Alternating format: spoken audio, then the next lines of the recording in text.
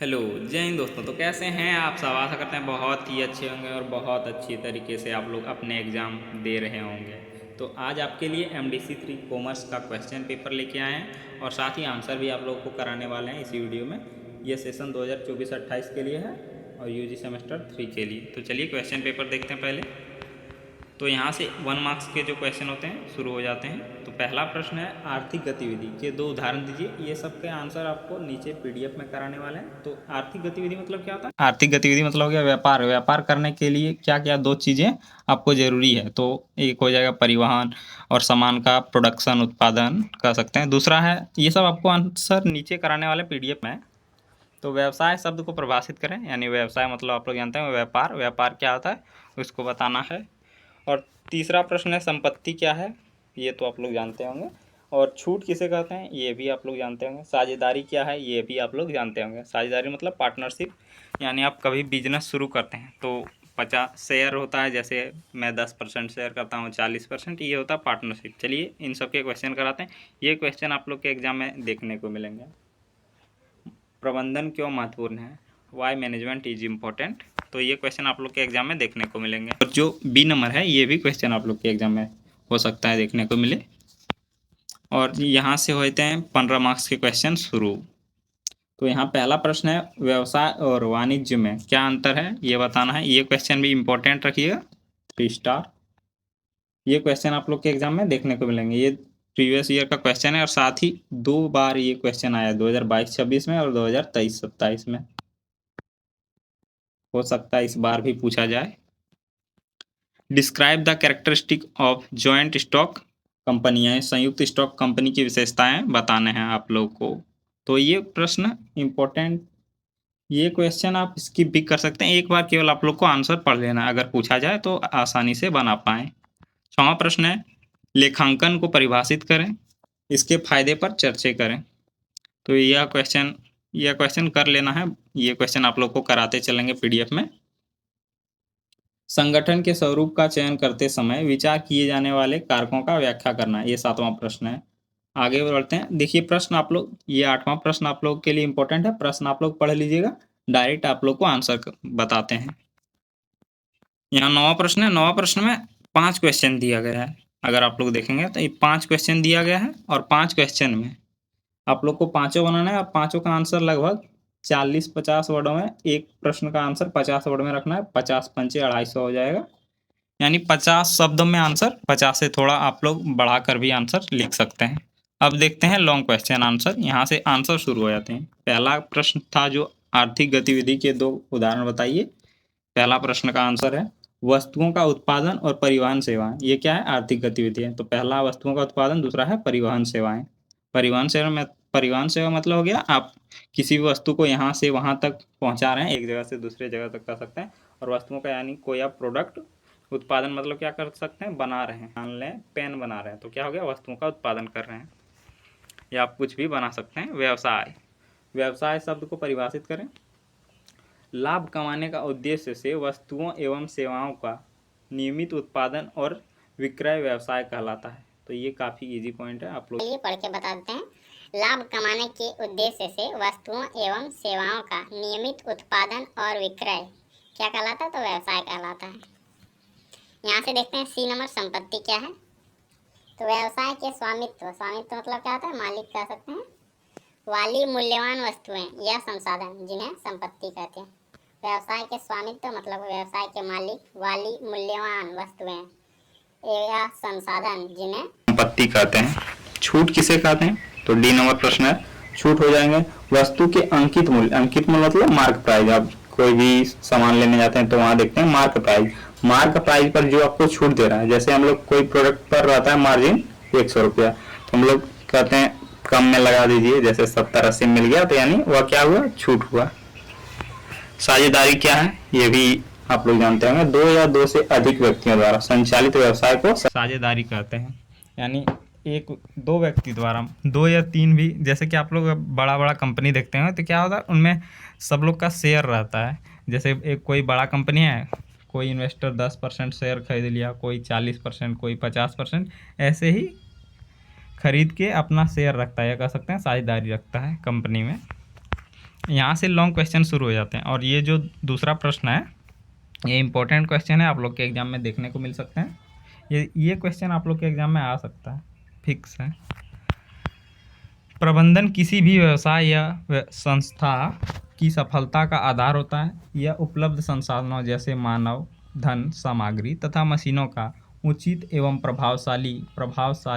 प्रभावी उपयोग सुनिश्चित करता है। प्रबंधन का अर्थ होता क्या? प्रबंधन का अर्थ होता है मैनेजमेंट, यानी आप कैसे व्यवस्थित तरीके से कोई भी कार्य को कर रहे हैं, चाहे वह व्यापार कर रहे हैं, चाहे कोई और कार्य कर रहे हैं, जैसे आप हो सकते हैं बैंक में काम कर रहे हैं, या कोई भी व्यवस्था को चलाना का सबसे अच्छा तरीका, यानी चलाने का तरीका को क्या कहेंगे? व्यवस्थित तरीके से चलाने की व्यवस्था को मैनेजमेंट कह सकते हैं। प्रबंधन हिंदी में बोले तो प्रबंधन के माध्यम से कार्यों की योजना बनाई जाती है, कर्मचारियों के बीच कार्यों का विभाजन किया जाता है तथा सभी गतिविधियों में समन्वय स्थापित किया जाता है, यानी सभी गतिविधियों को एक साथ मिला जुला कर किया जाता है। इससे समय, धन और श्रम की बचत होती है तथा उत्पादन की क्षमता में वृद्धि होती है। अच्छा प्रबंधन कर्मचारियों को प्रेरित करता है, अनुशासन बनाए रखता है तथा संगठन के उद्देश्य की प्राप्ति में सहायता करता है। यह बदलते व्यावसायिक वातावरण के अनुसार उचित निर्णय लेने, जोखिम कम करने और है तथा समस्याओं का समाधान करने में भी सहायक होते हैं। यानी जो प्रबंधन व्यवस्था होती है क्या करता है? ये कम जोखिम को कम से कम करता है और उचित निर्णय लेने में सहायक होता है और समस्याओं का समाधान करने में भी सहायक होता है। प्रभावी प्रबंधन से ग्राहकों की संतुष्टि बढ़ती है, लाभ में वृद्धि होती है तथा संस्था का दीर्घकालीन विकास सुनिश्चित होता है। यानी अगर आप कोई संस्था चला रहे हैं, संस्था मतलब कह सकते हैं कोई व्यापार चला रहे हैं, तो जो प्रभावी प्रबंधन होगा तो क्या होगा? जो आप लोग का ग्राहक है उसकी संतुष्टि बढ़ेगी, यानी सामान आपका अगर खरीदेगा, अगर अच्छा तरीका से प्रबंधन तरीका से, जैसे आप तुरंत बिलिंग करा लें, तुरंत सब करा दें, अगर वही आप लाइन में लगा के इधर जाइए उधर जाइए करिएगा, तो ये हो गया सरकारी व्यवस्था में अधिकतर आप इसी तरफ आइए। लेकिन अगर उस तरह व्यवस्था रहेगा तो क्या होगा? जनता यानी जो आपका ग्राहक होगा वह आपसे निराश हो जाएगा और आपके हो सकता है दुकान में फिर से ग्राहक नहीं आए। तो अगर आप वही मैनेजमेंट बहुत अच्छा तरीका रखेंगे, बहुत अच्छे तरीके से, यानी तुरंत सब कार्य हो जाए और जो आपका प्रोडक्ट हो वह भी अच्छा हो, तो क्या होगा? जनता में संतुष्टि बढ़ेगी, वह आपके दुकान पर फिर या कह सकते हैं बार बार आएगा। इसीलिए प्रत्येक व्यवसाय और संगठन के लिए प्रबंधन अत्यंत महत्वपूर्ण माना जाता है। ये प्रश्न आप लोग याद ही रखिएगा, ये आप लोग के एग्जाम में क्वेश्चन में, ये आप लोग के एग्जाम में फिक्स आएगा। अब देखते हैं तीसरा प्रश्न, व्यवसाय के उद्देश्यों का उल्लेख करें। तो व्यवसाय के उद्देश्य क्या क्या होते हैं उनके विषय में आप लोग को बताना है। तो व्यवसाय का मुख्य उद्देश्य लाभ अर्जित करना होता है, ये तो आप लोग जानते हो। व्यापार क्यों किया जाता है? तो लाभ प्राप्त करने के लिए किया जाता है, परंतु इसके साथ अनेक अन्य महत्वपूर्ण उद्देश्य भी जुड़े होते हैं। व्यवसाय का उद्देश्य ग्राहकों को अच्छी गुणवत्ता की वस्तुएं एवं सेवाएं उचित मूल्य पर उपलब्ध कराना, यह रोजगार के अवसर उत्पन्न कराता है तथा देश की आर्थिक विकास में महत्वपूर्ण योगदान देता है। ग्राहकों का विश्वास प्राप्त करना, उनकी आवश्यकताओं को संतुष्टि करना तथा बाजारों में अच्छी प्रतिष्ठा बनाए रखना भी व्यवसाय के प्रमुख उद्देश्य होते हैं। तो एक लाइन में जैसे बोला जाए तो इसके प्रमुख उदाहरण कौन हो सकते हैं? तो कह सकते हैं टाटा कंपनी के फाउंडर। देखिए, जैसे कि पहला तो व्यवसाय का मुख्य उद्देश्य क्या होता है, यानी मुख्य कह सकते हैं सबसे मेन उद्देश्य ये कह सकते हैं लाभ अर्जित करना। उसके बाद क्या होता है?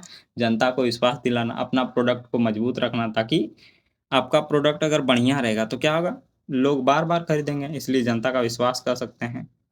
और अगर प्रोडक्ट बढ़िया रहा तो आप लोग प्रतिष्ठित भी हो जाएंगे, जैसे कि प्रचार भी होगा कि कार उसका लिए हैं, या जैसे कि टाटा कंपनी का उदाहरण दे रहे हैं, अगर टाटा कंपनी का कार काफ़ी अच्छा रहता है तो क्या होगा? उससे आप प्रतिष्ठा भी मिलेगा, यानी सम्मान भी मिलेगा।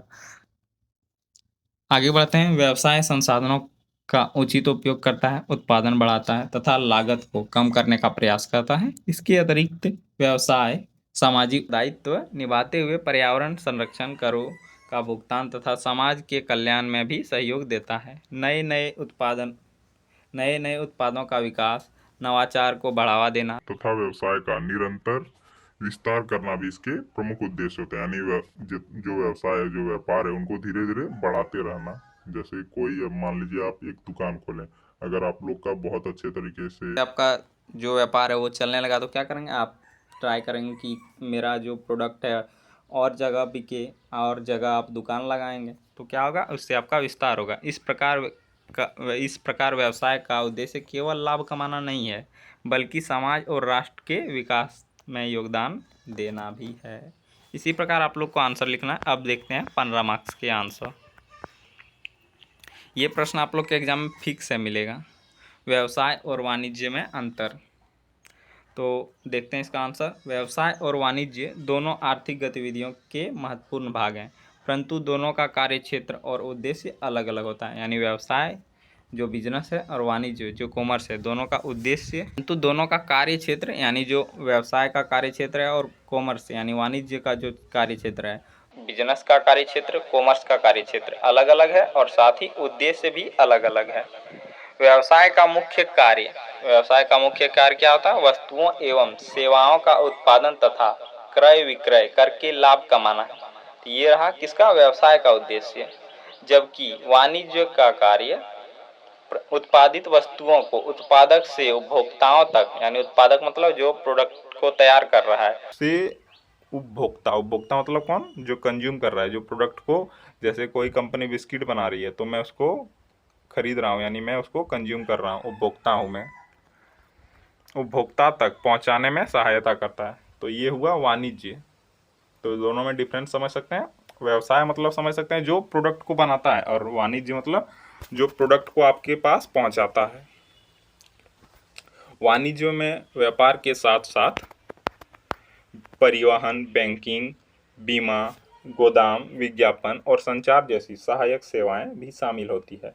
व्यवसाय में वस्तुओं का निर्माण, खरीद और बिक्री की जाती है। ये आप लोग पॉइंट बताएं, ऊपर भी था। जबकि वाणिज्य में वस्तुओं के वितरण और विनिमय को सरल बनाता है। व्यवसाय का उद्देश्य लाभ अर्जित करना है और ग्राहकों की आवश्यकताओं को पूर्ति करना है। ये रहा वाणिज्य का, व्यवसाय का उद्देश्य। और जबकि वाणिज्य का उद्देश्य व्यापार को सुचारू रूप से चलाने के लिए आवश्यक सुविधाएं उपलब्ध करना है। यानी ये तो आप लोग आसानी से समझ पा रहे होंगे, काफ़ी इजी लैंग्वेज है। आगे बढ़ते हैं।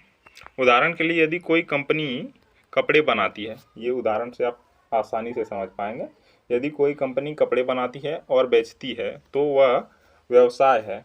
उन्हीं कपड़ों को गोदाम में रखना, बैंक से भुगतान करना, ट्रक द्वारा भोजन तथा बीमा करवाना वाणिज्य के अंतर्गत आता है। ये तो आप लोग इजीली समझ पाए होंगे।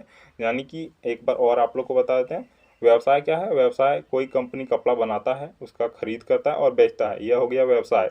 और वाणिज्य क्या हो गया? वाणिज्य वही कपड़ों को क्या कर रहा है? गोदाम में ले रहा है, पेमेंट करा रहा है और ट्रक द्वारा यह परिवहन करा रहा है, यानी एक जगह से दूसरे जगह सामान को भेज रहा है। तो वह क्या हो गया? वह हो गया वाणिज्य।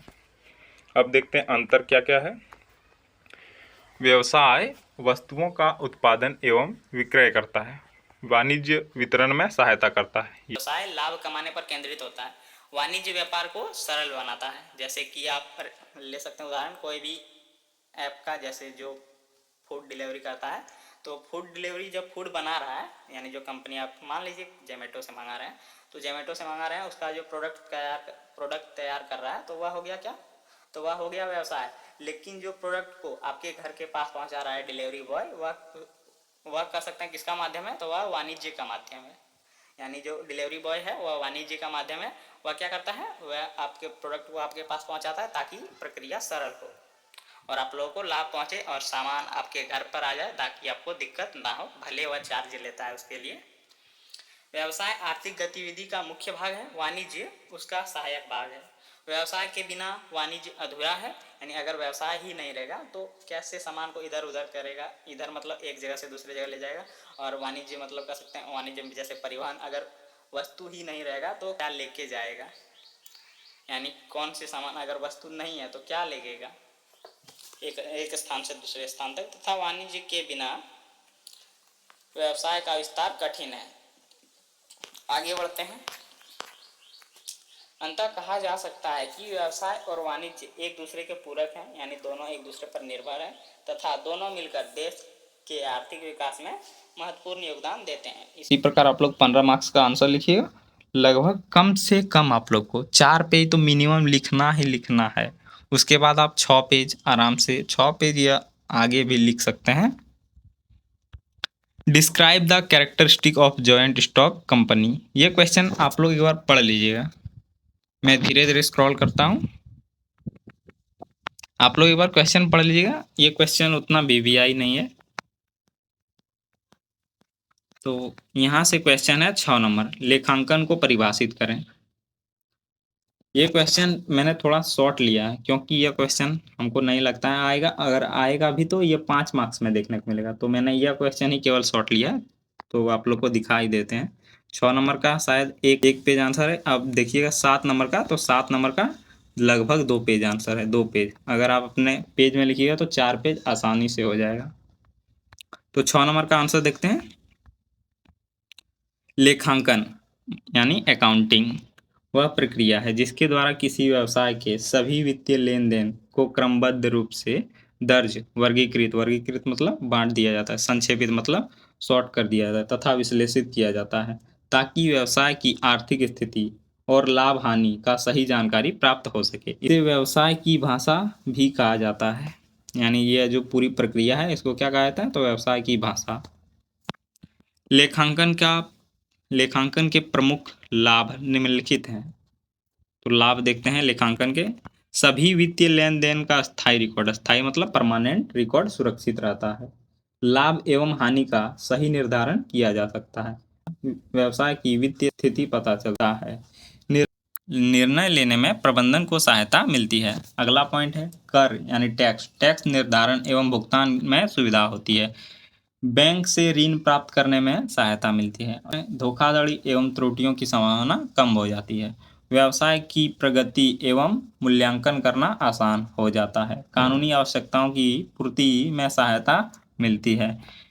और निवेशकों मतलब इन्वेस्टर जो होते हैं, लेनदारों का विश्वास बढ़ता है। यानी आप अगर पूरे व्यवस्थित तरीके से अकाउंटिंग आप लोग जानते होंगे, सीए आप लोग सुने होंगे। सीए होता है चार्टर्ड अकाउंटेंट।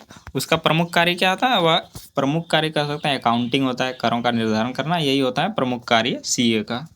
इस प्रकार लेखांकन किसी भी व्यवसाय के लिए अत्यंत आवश्यक है। इसके माध्यम से व्यवसायी अपनी आय, व्यय, लाभ, हानि तथा संपत्ति और दायित्वों का सही जानकारी प्राप्त करता है। उचित लेखांकन से व्यवसाय का संचालन अधिक व्यवस्थित, पारदर्शी तथा सफल बनाता है। आगे देखते हैं, अगला प्रश्न है 7वां प्रश्न। संगठन के स्वरूप का चयन करते समय विचार किए जाने वाले कारकों की व्याख्या करें। तो देखते हैं आंसर इसका। तो व्यवसाय प्रारंभ करने से पहले उपयुक्त संगठन के स्वरूप का चयन करना अत्यंत आवश्यक होता है। संगठन का सही स्वरूप व्यवसाय की सफलता, लाभ, विकास तथा प्रबंधन को प्रभावित करता है। यदि व्यवसाय की प्रकृति और आवश्यकताओं के अनुसार संगठन का चयन किया जाए तो व्यवसाय अधिक सफल और स्थायी बनता है। संगठन के स्वरूप का चयन करते समय निम्नलिखित कारकों पर विशेष ध्यान दिया जाता है। तो पहला है क्या, व्यवसाय की प्रकृति, यानी व्यवसाय छोटा है या बड़ा है, उत्पादन का है या सेवा का है, इसके आधार पर संगठन का चयन किया जाता है। संगठन मतलब एक पूरा कह सकते हैं व्यक्तियों का समूह बनाया जाता है ताकि जो हम व्यापार या व्यवसाय शुरू कर रहे हैं उसको मैनेज कर सकें, यानी बहुत अच्छे तरीके से उसको चला सकें।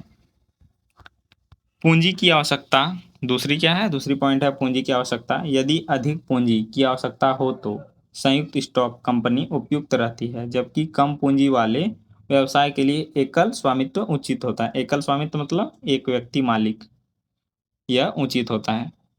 दूसरा है दायित्व मतलब जवाबदेही कर सकते हैं। यह स्वामी अपने व्यक्तिगत जोखिम को सीमित रखना चाहता है, तो सीमित दायित्व वाला संगठन चुनना चाहिए। अगला पॉइंट देखते हैं, नियंत्रण एवं प्रबंधन। यदि व्यवसाय पर पूर्ण नियंत्रण रखना हो तो एकल स्वामित्व मतलब एक मालिक सबसे उपयुक्त होता है। बड़े व्यवसाय में प्रबंधन निदेशक मंडल द्वारा किया जाता है। तो 5वां पॉइंट है लाभ का वितरण। तो संगठन का चयन करते समय लाभ के बंटवारे की व्यवस्था पर भी विचार किया जाता है। अगला पॉइंट देखते हैं, 6वां पॉइंट है व्यवसाय का आकार। छोटे व्यवसाय के लिए एकल स्वामित्व तथा बड़े व्यवसाय के लिए कंपनी संगठन अधिक उपयुक्त होता है। अगला पॉइंट देखते हैं गोपनीयता, मतलब सीक्रेट रखना है। यदि व्यापारिक रहस्य बनाए रखना आवश्यक हो तो एकल स्वामित्व या साझेदारी अधिक लाभदायक होता है। निरंतरता, ऐसा संगठन चुना जाना चाहिए जिसमें व्यवसाय लंबे समय तक चलता रहे, कंपनी में स्थायी उत्तराधिकारी का लाभ मिलता है। कानूनी औपचारिकताएं, कुछ संगठन सरल होते हैं जबकि कंपनी के गठन में अधिक कानूनी प्रक्रियाएं पूरी करनी होती हैं। भविष्य का विस्तार, यदि भविष्य का व्यवसाय का विस्तार करना हो तो कंपनी संगठन अधिक उपयुक्त माना जाता है। यानी टोटल आप लोग को बताएं तो एक कंपनी मान लीजिए आप लोग को तैयार करना है, तो क्या करना होगा, सबसे पहले आप लोग को व्यक्ति तैयार करना होगा, कौन कौन से व्यक्ति इसके लिए उपयुक्त हैं, कौन क्या करेगा, इसके लिए आपको क्या करना है, संगठन तैयार करना है, कैसे कंपनी विस्तार करेगी, कैसे वहाँ नियम बनाने, ये सब आपको तय करना है। ये आप लोग को समरी बताएं।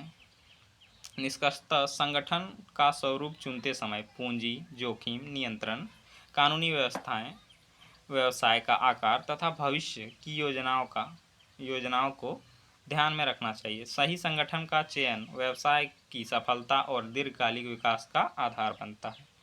अब अगला प्रश्न देखते हैं, प्रबंधन के कार्य क्या हैं। ये क्वेश्चन आप लोग के एग्जाम में फिक्स है, देखने को मिलेंगे। तो प्रबंधन किसी भी व्यवसाय या संस्था के उद्देश्यों को प्राप्त करने के लिए विभिन्न कार्यों को सुव्यवस्थित ढंग से संचालन करता है। आगे देखते हैं, प्रबंधन के कार्य संगठन को सफल, अनुशासित तथा प्रभावी बनाते हैं। अनुशासित मतलब कह सकते हैं जो टाइम लिमिट है उन्हीं के अंदर काम करना, डिसिप्लिन में रहना, ये हो गया अनुशासित, और प्रभावी बनाते हैं। प्रत्येक व्यवसाय में प्रबंधन के लिए निम्नलिखित प्रमुख कार्य होते हैं। तो पहला है नियोजन यानी प्लानिंग, भविष्य की आवश्यकताओं और लक्ष्यों को ध्यान में रखते हुए कार्यों का योजना बनाना, यानी कौन कौन सी कार्य हमको करनी है, उनके लिए कितना समय है, इनके लिए योजना बनाते हैं। तो पहला हो जाएगा पॉइंट नियोजन। दूसरा है संगठन, संसाधनों, कर्मचारियों तथा कार्यों का उचित विभाजन और व्यवस्था करना, यानी अगर कोई प्रोजेक्ट है तो उसमें क्या क्या संसाधन लगेंगे, यानी कौन कौन सी वस्तुएं लगेंगी, कितने कर्मचारी लगेंगे, कार्यों का उचित विभाजन यानी कार्य को कैसे डिवाइड कर दें, इतने लोग ये कार्य को करेंगे, ये व्यवस्था क्या कहलाता है, तो यह संगठन के अंतर्गत आता है। नियुक्तिकरण, योग्य कर्मचारियों की भर्ती, चयन, प्रशिक्षण तथा विकास करना। जैसे कि मान लीजिए कोई स्कूल में पढ़ाना है, आप क्या करेंगे, आप वहाँ भेज दीजिएगा जो पढ़ा है ही नहीं।